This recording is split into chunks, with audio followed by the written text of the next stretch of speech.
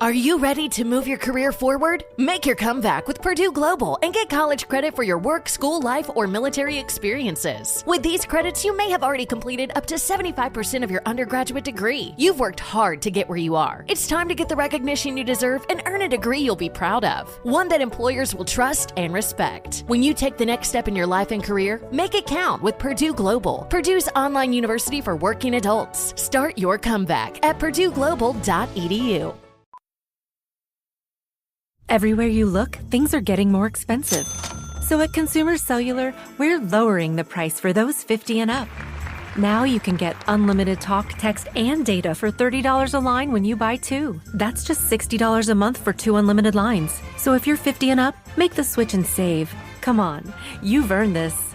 Call 1-888-FREEDOM or visit consumercellular.com today. Requires 2 lines of service, age validation, and credit approval, subject to system and area limits, taxes, and other fees apply. You know that feeling when you walk into your home, take a deep breath, and feel new? Well, that's what it's like to use Clorox Scentiva. Because Clorox Scentiva smells like coconut, cleans like Clorox, and feels like energy. It'll elevate any cleaning routine to not just clean, but also make every room smell like a tropical coconut getaway. Discover how Clorox Scentiva's powerful clean and refreshing scents can transform your space. Get yours in coconut or other fabulous scents at a nearby retail store. Hey, it's Angela Yee. Searching for the perfect new lipstick? Look no further than the new Spike Valentino Buttery Matte Lip Color with 10-hour comfort and a non-drying matte finish. Spike Valentino is that girl. With gold aluminum packaging fully embossed with Maison Valentino signature studs. And can you hear that magnetic click? Discover the 12 shades in vibrant nudes and pops of color from couture in the streets to its Valentino, baby. Hey listeners, it's Jenny. This month we're heading back to school and we're taking you along with us. For all of September, we're bringing back some of our favorite Womanica episodes you might have missed. You'll hear me and some talented guest hosts share both iconic and underappreciated stories. And there's a twist. Each week is dedicated to a different school subject. This week, we're sharing women you should be learning about in social studies class.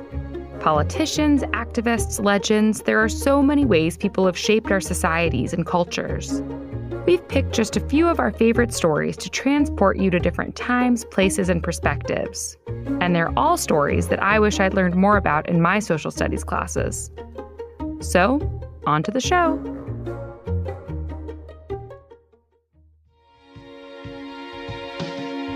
Hello. From Wonder Media Network, I'm Jenny Kaplan, and this is Womanica. This month, we're pulling back the curtain to reveal women overlooked in their own lifetimes or in our historical accounts of the eras in which they lived. We're talking about the activists, thinkers, leaders, artists, and innovators history's forgotten.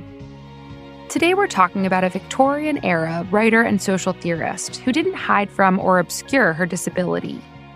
At a time when women were written off as hysterical and sick people as incapable of caring for themselves, she wrote and advocated her way toward respect and awareness for people with long-term illnesses like herself.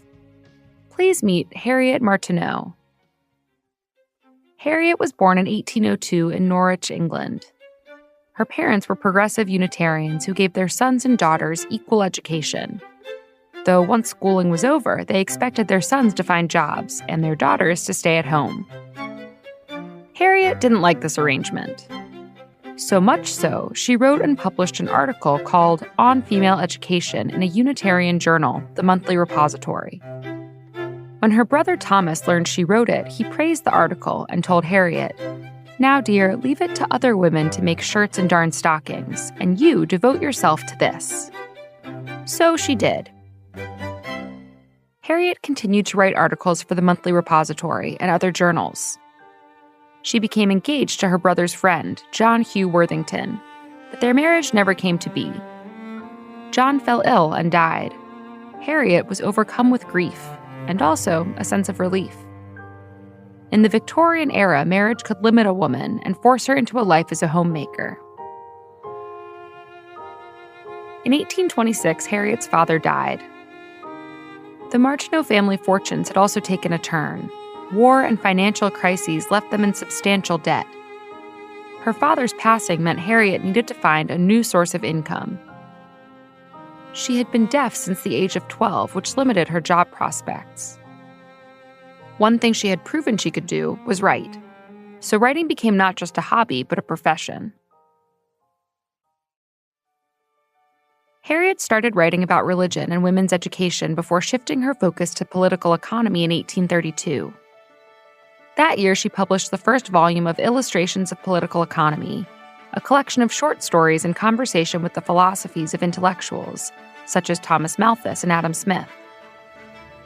She wrote many more volumes in the series over the next 2 years, each one wildly successful. Harriet quickly became one of Britain's most popular intellectuals. She would go on to write more than 30 books and countless articles and essays in her lifetime. In 1839, Harriet was traveling with friends in Venice when she was suddenly struck with the inability to stand or walk. An ache throbbed from her back all the way down to the heels of her feet. Back in England, Harriet was diagnosed with a retroverted uterus and a uterine tumor. There was no known cure at the time. Harriet moved to Tynemouth in northeastern England and spent much of the next several years in bed, often unable to move from pain. But she could still write and continue to do so in earnest. Harriet filled her new room in Tynemouth with books and paintings, and a telescope to see the stars at night. She was strict about who could visit her and who could not. Usually, sick people were not allowed this right, especially during the Victorian era. People with long-term illnesses were diminished and belittled, seen as unable to take care of themselves. Harriet rejected these stereotypes and was a staunch advocate for herself. In 1844, Harriet outlined many of her feelings about long-term illness in an anonymously published collection of essays entitled Life in the Sick Room. Invalid writing was a popular genre of the time. Usually, it took the form of prayer books or hymnals to provide a sense of relief and hope for the sick and their loved ones. Harriet's essays defied the norms of the genre. Instead, she wrote about the benefits of being away from one's family and about how draining it can be for an ill person to put on a brave face and manage their caretaker's emotions. Speaking out about the emotional labor required of sick people was radical for the time period. Members of the medical community disliked Harriet's essays. One doctor wrote a rebuttal, claiming Harriet was delusional or hysterical. Soon after publishing Life in the Sick Room, Harriet found what she thought was a cure for her ailment. Harriet underwent mesmerism, a treatment developed in the 1700s that supposedly alleviated symptoms by readjusting an invisible internal fluid. Today, it's seen as a form of hypnotism. Whether or not it actually changed anything in Harriet's body, the pain she dealt with daily was greatly alleviated after the treatment. However, after her death, an autopsy found that the cyst had in fact continued to grow throughout her life. It measured 30 inches by 28 inches in circumference. Most cysts average around 3 to 5 inches.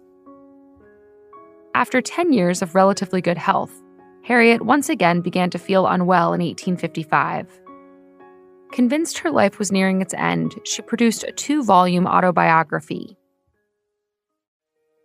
Harriet lived for another 21 years. The autobiography remained unedited on her bookshelf. She continued to write articles for the Daily News, for whom she'd been employed since 1852. Harriet passed away in 1876. She was 74 years old. Her good friend eventually published Harriet's life story. It's considered one of the best autobiographies by a woman in the 19th century.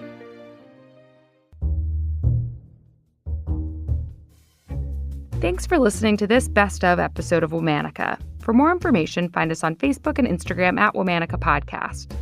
Special thanks to Liz Kaplan, my favorite sister and co-creator. Join us tomorrow for another one of our favorite episodes honoring the back-to-school season. Talk to you then.